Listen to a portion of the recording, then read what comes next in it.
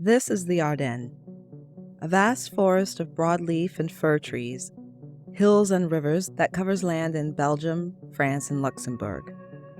As peaceful as this landscape appears today, it has seen the death and the man-made devastation of 2 world wars.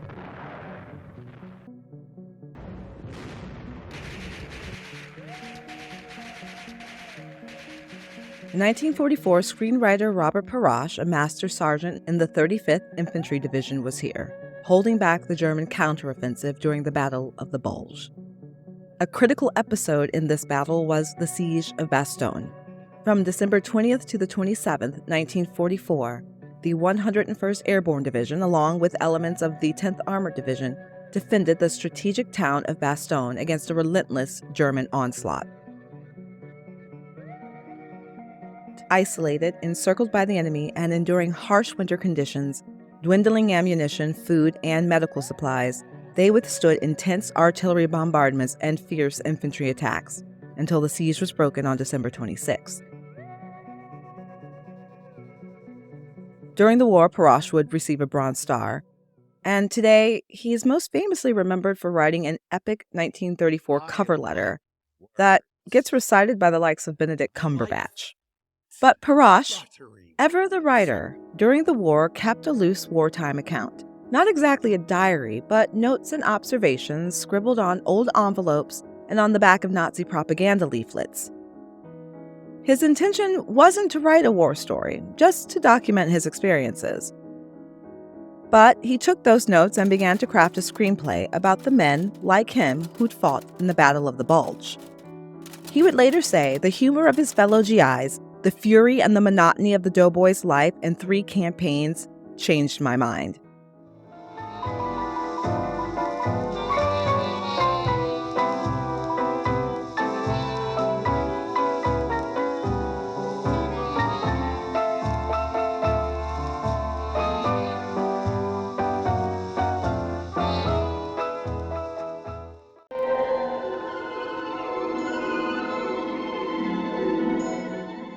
The most popular films of 1947 and 1948 were comedies and historic adventure tales, musicals, and family-friendly nostalgia trips to the past with nary a battlefield in sight. And Hollywood, the manufacturer of popular culture, deemed the public had war fatigue. Well, at least in America, because while American audiences were shocking Miss Pilgrim, Roberto Rossellini was like, okay, but here's Germany year 0. So when Robert Pirosh sat down for lunch with RKO head of production Dory Sherry in 1947 to suggest a story of a company of men fighting in one of the biggest, most important battles of the war, he could obviously be forgiven for expecting rejection. But Sherry had thought for some time that the story of Bastogne would make a good movie. Pirosh remembered, Dory believed we were ready for a war picture now, sooner than most people thought. He felt the ETO had been neglected. And look, Sherry was not wrong. During the war, the Hollywood machine churned out war films on a regular basis, and the majority of those films featuring American troops focused on the Pacific Theater. I was in Nanking. I saw what happened to the women there. Guadalcanal Diary, the thrilling eyewitness story of the first of America's victories. Avenging the treachery of Pearl Harbor and getting back to Bataan was what those films were driving home. In contrast, American films set in the European theater mostly told tales of wartime resistance. Vanya's arrested. Get going, quick. Jana, such dort!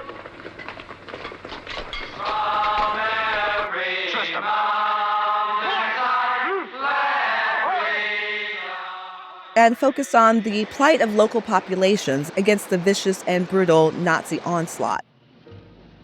At RKO and Sherry, Pirosh found a committed ally, and the story development moved ahead under top secret with the title Prelude to Love, lest any other studio get the idea of making a Bastogne film.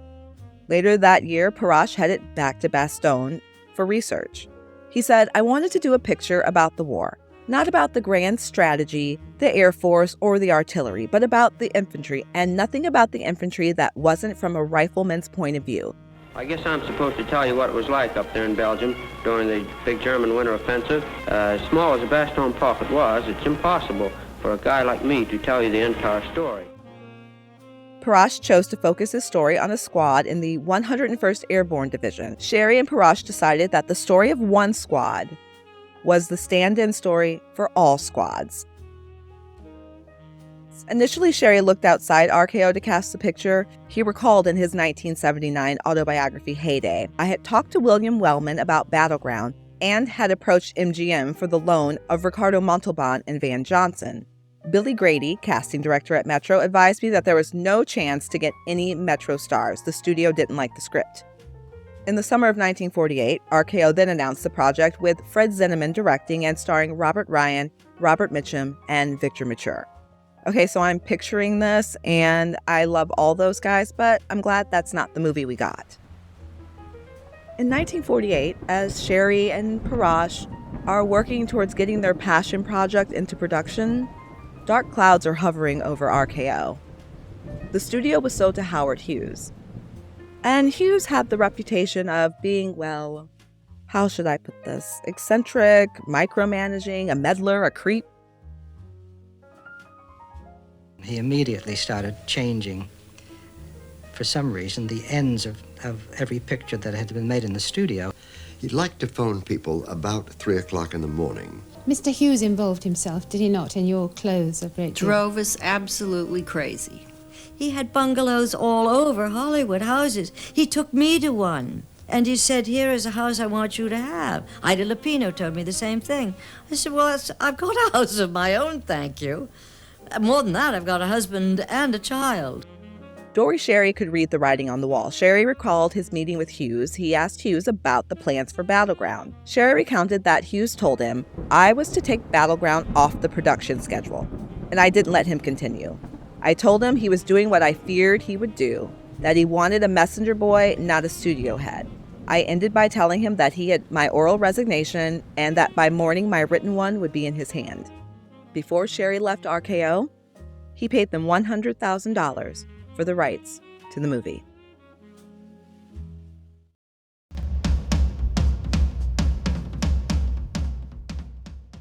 During the war, MGM had been riding wave after wave of success. 1942 to 1945 had been the salad days.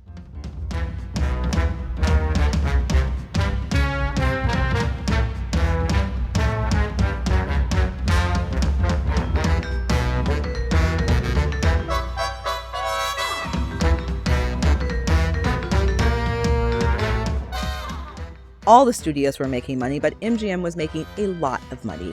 In fact, things were so good that studio boss L.B. Mayer spent more time at Santa Anita Racetrack than at the studio. The studio was run by executive producer units headed by men like Arthur Freed and Sidney Franklin. But the good times always come to an end, and post-war, MGM financially was seeing its worst years since the Great Depression. Between 1946 and 1948, no MGM picture had been nominated for a major award, and the studio had some embarrassingly major critical and financial flops. Have you heard of The Kissing Bandit? Okay, so there's The Kissing Bandit with Frank Sinatra. And the less said about this one, the better. But it does give us this Katherine Grayson banger.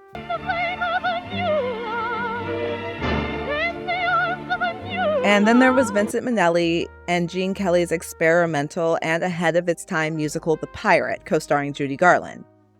Don't move! Don't stir! The best is still to come.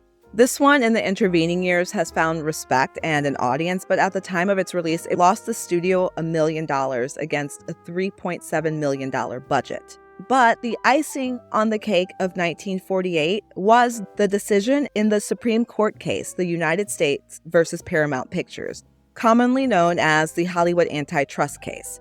Paramount lost, and the federal court mandated that all the studios had to sell their theater chains, eliminating a significant source of revenue. Those days, the studios owned theaters. Owning those theaters, they could afford to do sometimes pictures that, if they flop, they flop. That they thought, well, this will not make money, but it's good prestige. It's a lovely story. MGM was owned by Lowe's Inc., and Lowe's was run by Nick Skank. And Nick Skank was not happy. Mayer was ordered to sell his racehorses. And he was ordered to get back to the studio and find one man to oversee production, a new Irving Thalberg. Thalberg had been head of production at MGM from 1924 until his death in 1936 at the age of 37. Thalberg had led MGM through its most glamorous era: Grand Hotel, Get out of there. Red Dust, Camille, Tarzan, The Champ. That was Thalberg.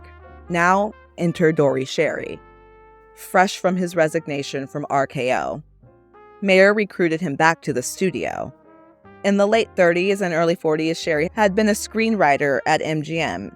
The very liberal Sherry and the very conservative Mayer were ideologically opposed on every level, and that extended to their approaches to picking and approving film projects. Mr. Mayer had been always, as far as I knew, a conservative, and I think Dory Sherry was what became known as a liberal. Sherry, very much a message man, was drawn to stories that had something meaningful to say to an audience or could shine a light on a social problem.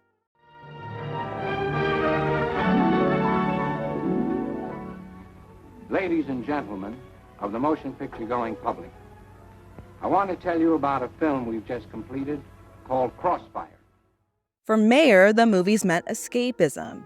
MGM was nicknamed the Dream Factory, and one of the very first projects Sherry discussed with Mayer was Battleground.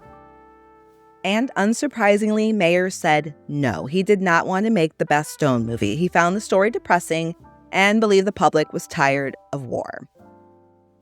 Others at MGM agreed, and several producers on the lot turned the script down.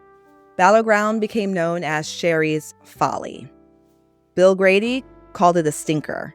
No one wanted the studio to make the movie. So he didn't want me to make Battleground. He tried to prevent that, which was the first picture I wanted to make. Mm-hmm. And then he went to Skank and tried to stop me there and said, LB, it's not going to work. And you better tell Nick that it isn't going to work. That scared the dickens out of him, because it developed that it was Skank who had ordered him to put me on. Mm-hmm. But L.B. Mayer, being shrewd and calculating, began to rethink his position. Seeing Battleground as an opportunity, he thought, okay, let's let Dory make this movie and let it fail. Then I can say I told you so and use that to my advantage.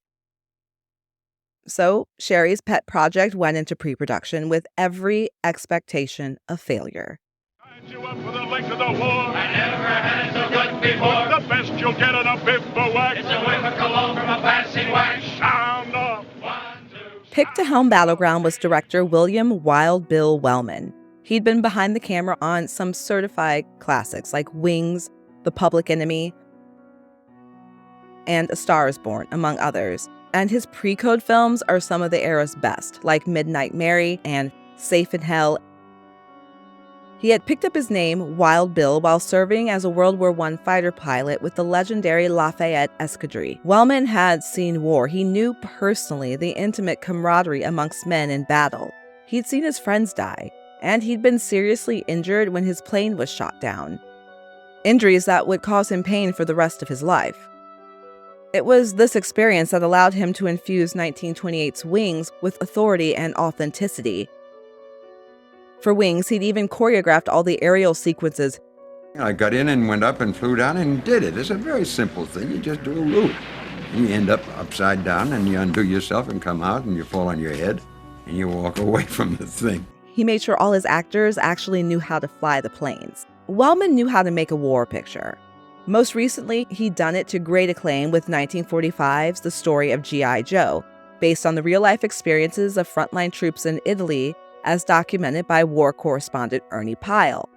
That film gave audiences a realistic, stripped-down portrayal of a group of soldiers just trying to survive. All right, man, let's get up.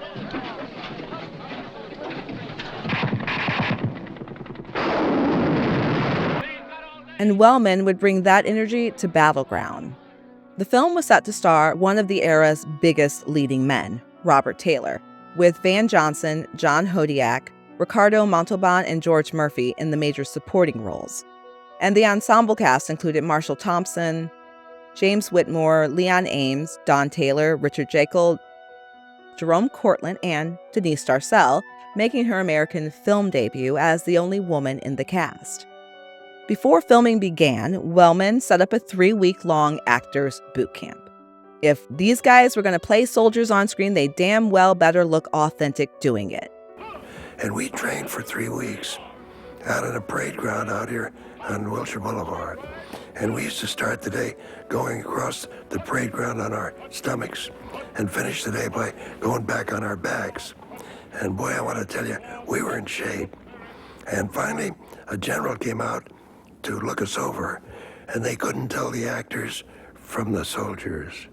And Billy Wellman says, great, that's the way I want them. Wellman didn't mess around. He hired a 6'5" drill sergeant, Sam Yeagers, and 2 corporals from the 101st Airborne Division, both who had been at the Battle of the Bulge, to teach the actors how to drill, handle their weapons, and tactical training. They were there to make these actors into soldiers. Yeagers taught the cast his famous jive drill. He'd come up with the drill for his black troops, and it would be popularized by Battleground. Yeagers was such a popular figure amongst the cast that Wellman featured him in the film. There he is, right there. Of the boot camp, Robert Pirosh recalled, "It was so much like basic training, I felt like I was back in the Army. Robert Taylor took a day or 2 of that, and it didn't fit his image of himself, so he was out and Van was in." Robert Taylor's dropping out was a win for Van Johnson, who was MGM's boy next door, the dreamboat of teenage girls across the country. Bobby Soxers called him the voiceless Sinatra, so that should give you an idea about how popular he was. He was a jovial, good-looking kid with red hair and freckles, and the studio teamed him with their young starlets like Gloria DeHaven, Esther Williams, and June Allison in light and frothy comedies, but Johnson also gave support in dramatic prestige films like State of the Union and Command Decision. One critic referred to some of his films as namby-pamby. Music leads the way to romance. So if I hold you in my arms, I won't dance. Ronald Davis, writing in Van Johnson, MGM's Golden Boy, observed, "The part of Holly was perfect to bring out the best of Van's talents and to promote the macho image that Van knew he needed. Pirosh's infantrymen, with one exception, were not sensitive intellectuals, and they did not know why the battle they were fighting was important, and they wanted desperately to go home. That theme should appeal to veterans and could result in a film that could catapult him back to the top in the popularity polls." The cast was rounded out by 20 extras from the 101st Airborne who'd served in the actual battle, and to capture the feel, if not the total realism of the landscape, MGM knocked down the wall between 2 sound stages to make a massive set, and that was transformed into the Ardennes, winter 1944. Refrigeration kept the stage cold. Wellman said he wanted to see the actors' breath. MGM spent $30,000 hauling in live trees, and 10 ice machines suspended from the top of the stage, along with wind machines, produced an abundance of winter weather. With the blessing of General McAuliffe, the general in charge of the American troops at Bastogne, the Army provided tanks, jeeps, uniforms, and it provided Lieutenant Colonel Harry Kennard as a consultant. As to be expected, some of those men who experienced the Bulge were haunted by the recreation on the soundstage. Frank Marchese, one of those 20 airborne extras, told newspaper columnist Gene Hansacker, "The set is so real, it scares you." Robert Pirosh had to catch his breath sometimes because the set put him back in the war. Wellman ran a tight ship. The film was shot in order so that the exhaustion, fear, and frustration would build progressively, and he cut the film in camera. Editor John Dunning edited concurrently with filming. When Battleground wrapped production, the film was 20 days ahead of schedule and $100,000 under budget. Take that, L.B. Mayer. The major censorship problem the film encountered was the use of the word nuts. Anyone familiar with the Battle of the Bulge knows the significance of this expletive. Nuts was once a 4-letter vulgarity and not permissible on screen. When the Germans delivered their surrender ultimatum to General McAuliffe, "We have a message for the commanding general." You know what? Why don't we let our on-set consultant, Lieutenant Colonel Harry Kennard, tell us what happened? to General McAuliffe, his first impression was apparently that the Germans wanted to surrender to us, and we explained, not so. They want us to surrender to them. And he said, oh, nuts. So he took a piece of paper and wrote to the German commander, nuts, A.C. McAuliffe. The German said, Neues? Was ist das? Affirmative or negative? And Colonel Harper said, it's decidedly negative, and it means go to hell. The censors agreed. There was no suitable synonym.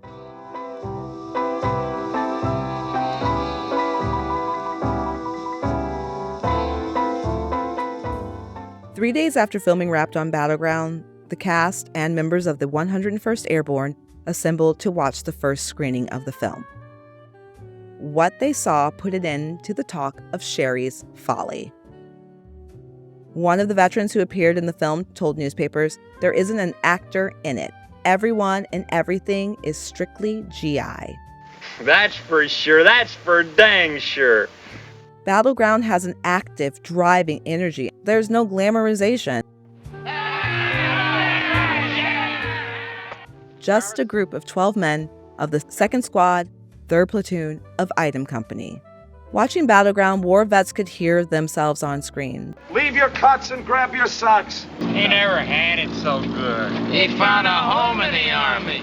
But they told us it was just a weak little counterattack. Yeah, they'll probably tell you that this is a strategic withdrawal.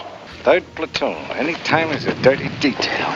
They weren't debating about the causes of the war or how evil the Nazis were. Instead, they moaned and groaned as they moved from one position to another. We're moving. What? You heard me. Ain't my idea. All right, saddle up, everybody. Let's go. Oh, no! And worried about their comrades. And they complained. They complained a lot. It's an idea. Why don't us GIs hire some spies so we'll know what's going on once in a while? Once I'd like to dig a foxhole and find out that's the one I'm sleeping in. Well, I want 3 volunteers to go out on a patrol. You, and you. You're in charge, Holly. Why am I always volunteering for patrol? Why can't they pass down some information? Man gets hit, he at least has a right to know what country he's dying in. That's for sure. That's for dang sure. We don't even know most of their first names. They're just Holly, Wallowitz, Kinney, and Standiford. But each one does have a distinct personality. I never saw snow up close before. It's beautiful. He's got fine teeth, thinner mouth. One points north and the other points south.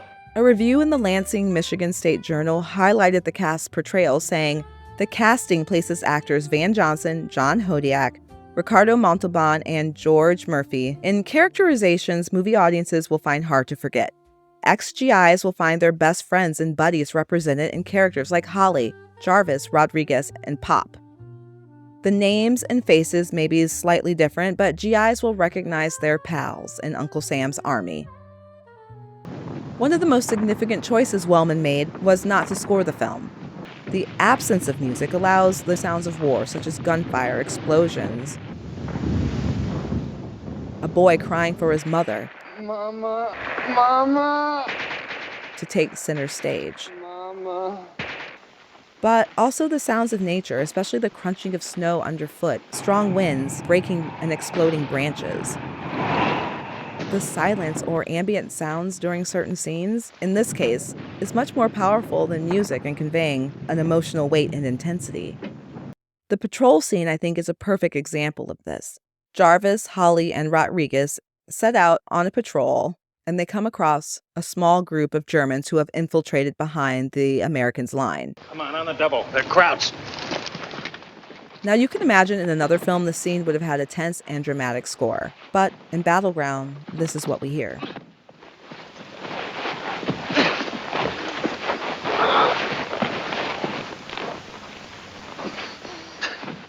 Visually, Wellman and cinematographer Paul Vogel let our imaginations do most of the work, effectively blocking the brutality from the viewer and letting us fill in the details. And that realism is punctuated by strong, visually striking moments of beautiful composition and framing.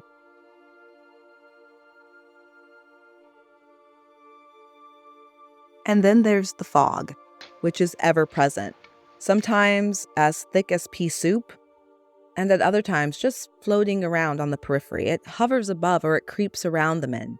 They disappear in it, they get lost in it, it hides danger, it further isolates. Towards the end of the film, the squad's remaining men low on ammunition, one by one, fix their bayonets, resigned and ready to make a last stand. And then the sun breaks through and the fog lifts. And we know how important the sun casting this shadow is. Hey! It's shining! MGM's publicity department knew the film was going to be a certified hit. Battleground has had greatness from the instant the cameras began to roll. And beyond the shadow of a doubt, you will recognize its magnificence when it bursts upon the screen. And they worked hard to sell the public that they were behind this picture from the start. Okay, but we know the truth. They touted Battleground as the studio's most important release of the year, declaring MGM contributed equal enthusiasm and resources. Okay, that's half true. In marketing the film, they intentionally linked Battleground to their 1925 mega hit, The Big Parade. The Big Parade was a silent war film directed by King Vidor and produced by Irving Thalberg. It was a major success. It broke all box office records. It was a phenomenon and remained a cultural touchstone for all those who'd seen it in theaters. The film is notable for being one of the first to depict the harsh realities of war, in this case of World War I, and it resonated with audiences at the time. The popularity of The Big Parade was immense, both critically and commercially. Its success contributed significantly to the studio's early prestige and financial standing. And, funny enough, the studio didn't want to make The Big Parade either. I believe they said something like, "The war is over, the public doesn't want to see another war film." So when Battleground's publicity calls back to The Big Parade, it's also signaling to the public that this is a film in the spirit of MGM's glory days. And that pillar of classic Hollywood criticism, the New York Times' Bosley Crowther, gave the film a glowing review. He said, "Already the word is passing that MGM's Battleground, produced by Dory Sherry, is the big parade of World War II. That being the highest commendation that could be handed to any war film. It merits sincere consideration and your own personal estimate. But in this corner's tempered opinion, this new drama is the best of the World War II pictures that have yet been made in Hollywood. For here, without bluff or bluster or the usual distracting cliches that have somehow crept into the war films regardless of all we know of war, is a smashing pictorial recreation of the way that this last one was for the dirty and frightened foot soldier who got caught in a filthy deal. Here is the unadorned image of the misery, the agony, the grief, and the still irrepressible humor and dauntless mockery of the American GI.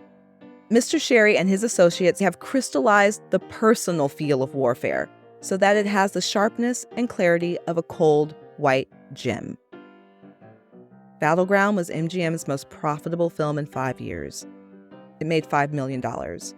Photoplay named it the best film of the year and cited Van Johnson's performance as one of the best of the year. Rudy Salvador of Englewood, New Jersey, wrote a letter to Photoplay declaring if Van Johnson does not win the Academy Award for his performance in Battleground, there is no justice in Hollywood. While Van Johnson was not nominated, sorry Rudy, the film did receive 6 Academy Award nominations, taking home 2. 1 to Pirosh for Best Screenplay and 1 to Vogel for Best Cinematography. The winner is Paul C. Vogel for Battleground. MGM's most honored film in years. There is a boarding house far, far away where they have ham and eggs 3 times a day. Just a cheap, no action, no war film. A boring film with no action, just blah, blah drama. There are a lot of war action films better than this one. 3 stars at best. Even though most of the characters are good guys, they aren't particularly people that you care about, and the dialogue is simply insipid. Give the movie credit for at least making a good attempt at recreating the environmental conditions of the Ardennes, and some of the scenes of the front line are adequately done, but this is a feel-good tour de farce. A whitewashed, lighthearted portrayal of war, which not only belies the reality of the Bulge conflict, but disrespects all those who endured the real, unimaginable horrors. But sir, those men are in the film. This film may have been good 70 years ago, but it's mediocre today. Overlong and very talky. Most of the filming actually took place in the studio in Hollywood with fake snow. Sir, the snow was real. Although there was some location filming, Van Johnson never really became a star. I'm sorry, excuse me? And it seems hard to believe he was ever regarded as a sex symbol. The best that can be said for this film is that it's less gung-ho than other American war films of the era. Nuts. And yes, it is a talky movie. I think that was where the appeal came from, especially from the contemporary audience of vets. And all that talk is exemplified by a scene that asks a question, not just to those men fighting in the Ardennes, but to the audience. Was this trip necessary? A question, when put into the context of the era, is vitally important because after a few years of reflection, this was a question many, many people were asking themselves. It's terrible when you see a guy like you that had to sacrifice himself. And for what? I'll try to answer that. We must never again let any force dedicated to a super race or a super idea or super anything become strong enough to impose itself upon a free world. 12 million men, women, and children have died thus. Murder in cold blood. Millions upon millions more today mourn their fathers and their mothers, their husbands, their wives, and their children. Mama! Mama! For contemporary viewers, this film was something special. Sterling Sorensen, writing in his 1944 review for the Wisconsin Capital Times, outlined how special it was. Battleground brings to the screen a platoon of 101st Airborne troopers, embodying in microcosm most of the elements found in the American melting pot, showing us war as it was lived by the individual soldier, the physical misery, the personal frictions, the petty bickerings, and the heroism which lies in enduring the staleness of monotony. It shows us fear in the face of enemy and the courage, the exhaustion, the lonely desperation, the lack of information, or any overall understanding of the operation, the disruption of personal lives, and the enforced personal companionship born with gripes and grumbles, but unforgettably relieved by humor. As small as the Bastogne pocket was, it's impossible for a guy like me to tell you the entire story. There are 8 million stories in the cinema cities. This has been one.